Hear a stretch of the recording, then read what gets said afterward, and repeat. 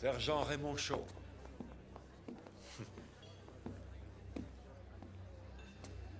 C'est vrai qu'on a parlé. Pas maintenant. Oui, pardon. Je sais que vous êtes très occupé, monsieur le député. Ne me touchez pas. Excusez-moi. Je vous prie de m'excuser, je voulais... Voilà, Ne me touchez jamais. Alors, commandant, vous avez goûté le pad thai?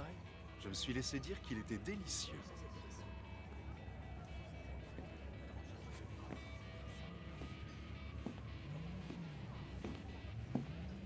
Qu'est-ce que vous espériez que le député Shaw dirait? J'en sais rien, colonel. C'est pas tant ce qu'il a dit ou n'a pas dit, c'est plus son attitude, sa manière d'être. Vous prenez vos médicaments? Lieutenant-colonel Howard, avec tout le respect que je vous dois, ça fait 12 ans que je vois des spécialistes qui parlent de syndrome de la guerre, de stress post-traumatique et qui me disent que j'ai tous les troubles de l'humeur qu'on connaît.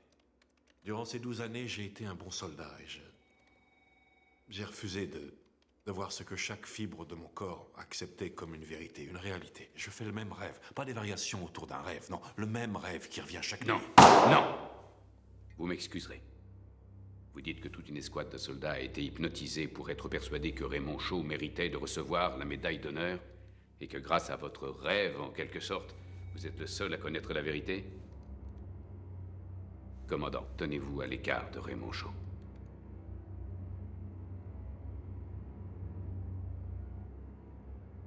Et il va falloir reprendre votre traitement. C'est un ordre. Quelque part, en ce moment, un soldat américain embarqué dans une guerre contre le terrorisme s'inquiète pour sa famille. Au même instant, dans une petite ville des États-Unis, sa grand-mère est dans la cuisine. Dans une main, une boîte de médicaments. De l'autre main, elle ouvre le réfrigérateur et se dit « Soit je paie pour me soigner, soit je paie pour dîner. Les deux, c'est beaucoup trop. » Nos mères et nos grands-mères ne devraient pas avoir à faire ce genre de choix, pas dans notre pays.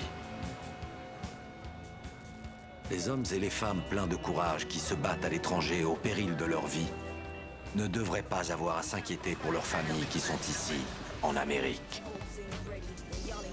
Des différences existent dans ce pays.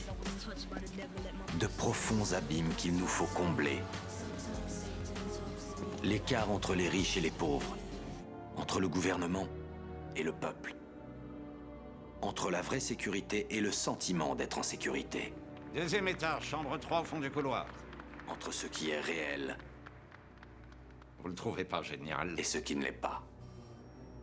Quand on gouverne, on ne peut pas faire l'impasse sur les difficultés.